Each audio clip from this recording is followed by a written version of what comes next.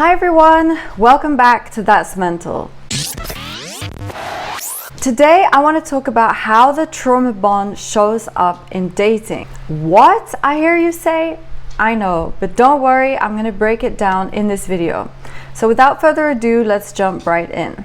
I know it sounds really crazy, but this is something that I would like to break down for you because it actually shows up more than we think, and it can be quite difficult to find information about it. On top of that, it can really affect your dating life and the choice of person that you go for. So often what is referred to as the trauma bond, like the most common definition that you can find online, is the link between a victim and their abuser. And it's the relationship that develops through the cycle of abuse. This is the most common definition found online. But there's another version of the trauma bond, and this is the one I want to talk about today.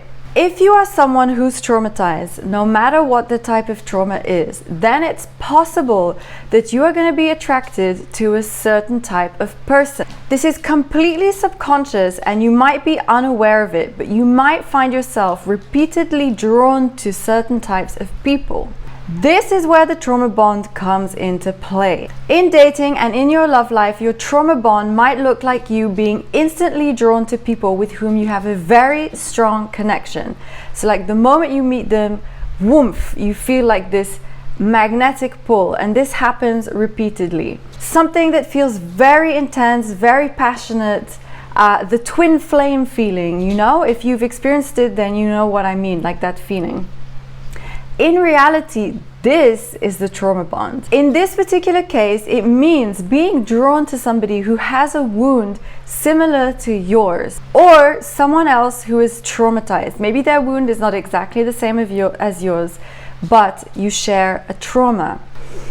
The reason you are drawn to each other is because each one of you represents a problem or a trauma that the other one is trying to solve.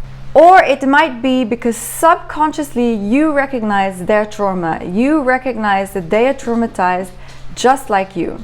Or it could be both of those things.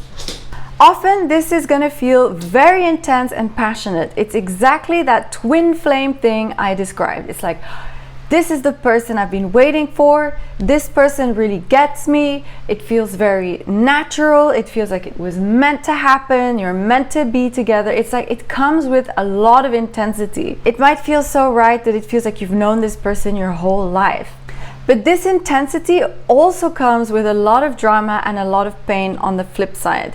And if you've experienced it, you will know what I'm talking about. You might not always know or be aware that this person carries trauma. This doesn't need to be spoken aloud. And this is actually one of the, I want to say, like attractive things about that twin flame, is that somehow you feel like you just know each other, you just understand each other, and it's the unspoken trauma that you don't need to voice, but you know the other person gets you. That's exactly what makes you feel seen, what makes you feel understood, and why you feel so close to the other person even though you barely know them. But it is also possible that you're aware that this person has had a difficult past. It might come up in conversation. But between being aware of it and connecting the dots to your own trauma bond and like the pain, this is a whole other story. The issue with this trauma bond, this twin flame, and the way you meet each other is that often this is not healthy, secure love or secure attachment. That's why it comes with a lot of pain and drama. Although you feel understood, you feel seen, and you recognize each other, you're also repeating an unhealthy pattern and trying to solve or resolve something that you experienced in the past. That's why it's so painful, because ultimately you're both repeating something that's really familiar to you, but that you cannot solve, and that creates the pain. Let me give you an example to make this easier to understand. So in the past, I was frequently drawn to this type of person with whom I would have very passionate, very intense relationships with. I would be inexplicably drawn to these people, and the intensity would make it exciting, and it would make it feel right. Like it really felt like, everything's come together, this person gets me, and I mistook this intensity, this passion for like real love. What I didn't realize at the time was that this was just us understanding each other's trauma, each other's pain. And that's why it felt so right. because I didn't need to speak out loud what I had experienced. I just knew somehow that the other person got me. And by the way, all of this was completely subconscious. I wasn't fully aware yet of my own trauma, so I couldn't even really put this together or understand or name that feeling. I'm only able to do this now. One of these people I met at a time when I was deeply vulnerable, I was really burnt out, and I was going through a very hard time. And I felt instantly seen and understood by this person in a way that I hadn't by others. But the thing is, he was also going through something really difficult and in a really bad place at the time. And I believe that our traumas, the things that we were going through at that time and from the past, is exactly what drew us to each other. One of my exes suffered from addiction and had a very traumatic childhood. Another one of my exes had an extremely traumatic childhood and was therefore had like very low self-esteem. And I myself had my own trauma, like I said, that I wasn't aware of yet, that I hadn't fully processed or brought into my awareness. But I'm an anxiously attached person, so I would often find myself drawn to certain types of people and to avoidance, trying to heal the wounds from my past. Later, when I started to heal my own trauma, I started to realize exactly why I was attracted to these types of people. And I started to put together what was going on. First, I realized that either subconsciously or consciously, in only one case, I was trying to rescue and save the other person. This was not like a decision, I'm gonna save them, I'm gonna make it right. It was really a completely subconscious pattern being written out, a belief that I could save them, I could change them, and therefore I would be worthy of love.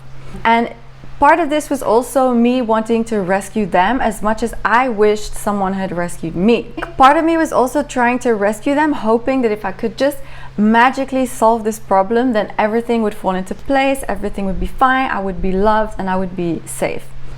Another part of them, like I said, was hoping that maybe if I could rescue them, then I could rescue myself. So, like I said, all of this is trying to solve all of the old problems through someone else, through the relationship.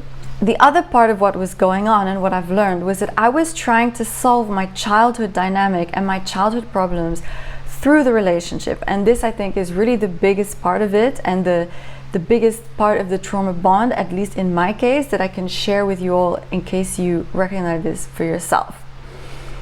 In my childhood, I had an avoidant person, and therefore this made me an anxiously attached person. So later, when I would meet avoidant people in my life, I would constantly keep on playing out the same role and the same behaviors, trying to solve the puzzle. If I can just fix or click or connect with this avoidant person, if I can just get them to love me, then I will prove to myself that I am lovable, and then everything will be okay and I will have solved the problem from my childhood. The issue is that this was really painful because I kept on repeating the same painful behaviors and painful patterns. Also because most of the time that other person wasn't healed. So when neither person is healed, there's no way you can meet each other in a healthy, safe space and create a safe, loving relationship, because both of you are repeating old wounds and old trauma from the past. So instead of healing each other, we would just hurt each other. This made the love and the dynamic painful. And most important of all, you don't feel safe. Neither person feels safe in this dynamic. And therefore, your nervous system is on high alert and you just cannot rest, and you feel, you just don't feel good. I personally, as an anxiously attached person, had a tendency to people please, to bend over backwards to the other person's needs, to squash my own needs, to not voice what I wanted because I felt uncomfortable, and also because I had the fear that if I did, I would be perceived as too much and they would leave me. Ultimately, both anxious and avoidant people have a fear that they're going to be abandoned. I believe we all have this fear, it just manifests in different ways. So for me, it meant squashing my needs to keep the other person close. Also, being drawn to avoidant people meant that they would withdraw, it meant that they wouldn't communicate, and on the other hand, I was desperate for connection. So this made me, as an anxious person, more anxious. It was very stressful. So it was not just the pain of the interaction, it was also the stress and the anxiety and the worries. And I'm pretty sure that in all of these cases, I was also triggering that other person. I was also triggering old wounds in them, whether they realized it or not. And that's what makes the dynamic so unsustainable and painful for both people. I also should add that they were probably also subconsciously trying to solve a pattern or a wound or something from their past through me. And that's the whole thing about this trauma bond dynamic. Neither person is aware of what's happening. A lot of this is really, really deep layers of your subconscious. A lot of this is stuff that takes time to process and bring to your awareness. That's why when you meet, you feel this ease, it feels natural, you're instantly drawn to each other because you don't even realize like exactly what's going on and what are the forces that are pulling you together. But then later you might recognize this thing like I described, of not feeling safe, of feeling on edge, of your attachment wounds being triggered. That's how you can recognize that it's the trauma bond and not healthy, secure love. Until I was able to realize this, I was stuck in a completely unhealthy pattern. I was constantly attracted to certain types of people, but I just couldn't put my finger on it, but I knew that it wasn't right, and the dynamics kept on playing out in this very dramatic and painful way. So, my message to you is, if you want to start healing your relationships and attract secure love, and you want to meet people from a place of secure attachment as best possible, and if you potentially want to meet someone with whom you're able to heal together, this takes work. First of all, it requires both people to have the awareness and the consciousness. And I cannot repeat this enough. You being the only person aware is not gonna make it work. You cannot carry it for both people. However, you can do this work for yourself to raise your own awareness, to start to recognize maybe certain patterns that you have. Start asking yourself, do I have a trauma bond? Is it playing out in my dating life? Could this be something that's happening to me? If so, what does it mean? Like, really start trying to unpick it and start by realizing how this is showing up in you. What trauma and what wounds are you holding on to from your past? How are these showing up in your dating life? If you see some patterns in your dating life, if you think maybe you have some trauma, or if you're already aware of your trauma, then it's maybe a good idea to start asking yourself if this is showing up in your dating life, in your love and relationships. What do you know about your attachment style? This is another place to look. Maybe you can look into that, learn how attachment styles develop, and again, this is a good place to look and search for patterns in your dating life. Honestly, this is a really difficult one. It might take years for you to fully uncover and unpack. I would definitely recommend to start by understanding more about attachment styles, like I said, and of course you can also get professional help, and I would actually really recommend it in this case. So don't forget, if you need support from a coach, I'm available, and I will leave my contact details in the description below. If you have any questions, please comment below, let me know so others can also see. And if you like this video, then don't forget to subscribe and stay tuned for the next one. Thanks for watching.